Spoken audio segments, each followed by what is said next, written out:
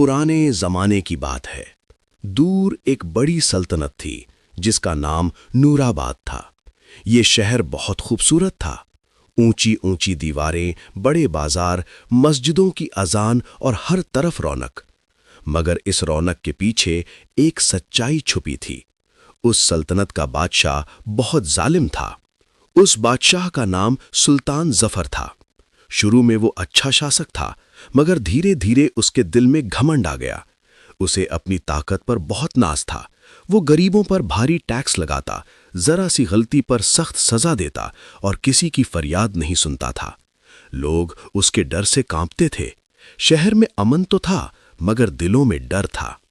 उसी सल्तनत में एक गरीब लड़का रहता था जिसका नाम हसन था। हसन बचपन में ही यतीम हो गया था। उसके वालिद एक सच्चे और ईमानदार इंसान थे जो हमेशा कहते थे, बेटा, हालात जैसे भी हों, मगर अल्लाह से डरना और सच का साथ कभी मत छोड़ना। वालिद के इंतकाल के बाद हसन बिल्कुल अकेला रह गया। कुछ लोगों ने रहम खाकर उसे महल में काम दिला दिया।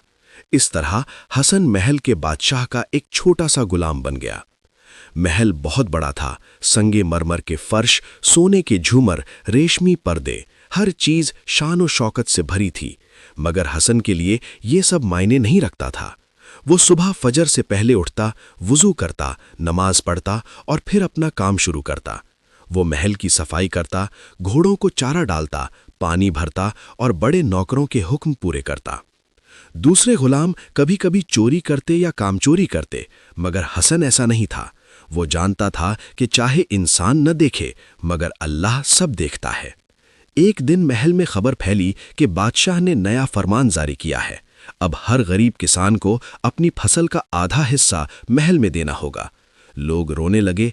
ये बहुत बड़ा जुल्म था, मगर कोई आवाज उठाने की हिम्मत नहीं करता था। हसन ये सब देखता और उसका दिल दुखता। वो रात को नमाज में रो रो कर दुआ करता, या अल्लाह, हमारे शहर पर रहम कर, जुल्म को खत्म कर दे। एक दिन महल में एक बूढ़ी औरत रोती हुई आई। उसके बेटे को सैनिक पकड़ कर ले गए थे क्योंकि वो टैक्स नहीं दे पाया था। वो दरबार में गिड़गिड़ा रही थी, मगर बादशाह ने गुस्से में कहा, जो कानून तोड़ेगा उसे सजा मिलेगी। हसन दरबार के कोने में खड़ा था। उसका दिल कांप रहा था। फिर भी उसने हिम्मत करके आगे बढ़कर कहा, जहां पनाह, अगर इजाजत हो तो कुछ अर्ज करूं। दरबार में सन्नाटा छा गया। एक छोटा सा गुलाम बादशाह से बात करने की जुर्रत कर रहा था।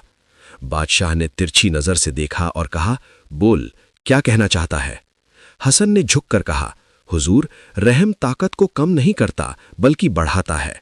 अगर आप उस बूढ़ी मां के बेटे को माफ कर दें तो आपकी शान और बढ़ेगी। दरबारियों ने फुसफुसाना शुरू कर दिया।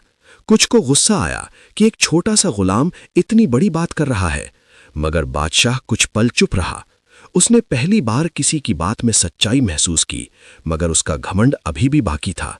उसने कहा, तू मुझे सिखाएगा कि राज कैसे करना है? इसे कोड़ों की सजा दो। हसन को दरबार के बाहर ले जाया गया और उसे सजा दी गई, मगर उसके होठों पर शिकवा नहीं था। वो सिर्फ ये कह रहा था, या अल्लाह, मैं तेरी रजा के लिए सब्र करता हूं। ये खबर पूरे शहर में फैल गई। लोग कहने लगे कि हसन ने सच कहा और सजा पाई। कुछ दिनों बाद एक अजीब घटना हुई। बादशाह का इकलौता बेटा शहजादा अली बीमार पड़ गया। बड़े बड़े हकीम आए, मगर कोई इलाज असर न करता। महल में अफरा तफरी मच गई। बादशाह परेशान था। पहली बार उसे अपनी ताकत बेबस लगी। उसी वक्त एक बूढ़े दरवेश महल के बाहर आए। उन्होंने कहा, इलाज दवाइयों में नहीं, दुआ में है। जब तक इस महल में जुल्म रहेगा, रहमत नहीं उतरेगी। बादशाह ने पूछा, क्या मतलब है तुम्हारा? दरवेश ने कहा, जिसने बेगुनाहों की आह ली है उसे तौबा करनी होगी। जिस पर जुल्म हुआ है उसकी दुआ चाहिए। बादशाह को हसन की बात याद आई। उसे एहसास हुआ कि उसने एक सच्चे दिल वाले इंसान को सजा दी थी। फौरन हसन को बुलाया गया। वो कमजोर हालत में आया, मगर उसके चेहरे पर सुकून था। बादशाह ने कहा, अगर मैंने तुझ पर जुल्म किया है तो मुझे माफ कर दे। मेरे बेटे के लिए दुआ कर। दरबार फिर सन्नाटे में डूब गया। एक जाविम बादशाह एक गुलाम से माफी मांग रहा था। हसन की आंखों में आंसू आ गए। उसने कहा, जहां पनाह, मैं कौन होता हूं माफ करने वाला? असली माफ करने वाला तो अल्लाह है। اگر آپ سچ میں توبہ کریں اور غریبوں پر رحم کریں تو انشاءاللہ سب ٹھیک ہوگا۔ بادشاہ کا دل پگھل گیا۔ اس نے اسی وقت فرمان جاری کیا کہ کسانوں پر لگایا گیا آدھا ٹیکس ختم کیا جائے، بے گناہ قیدیوں کو رہا کیا جائے اور اس بوڑھی ماں کے بیٹے کو بھی آزاد کیا جائے۔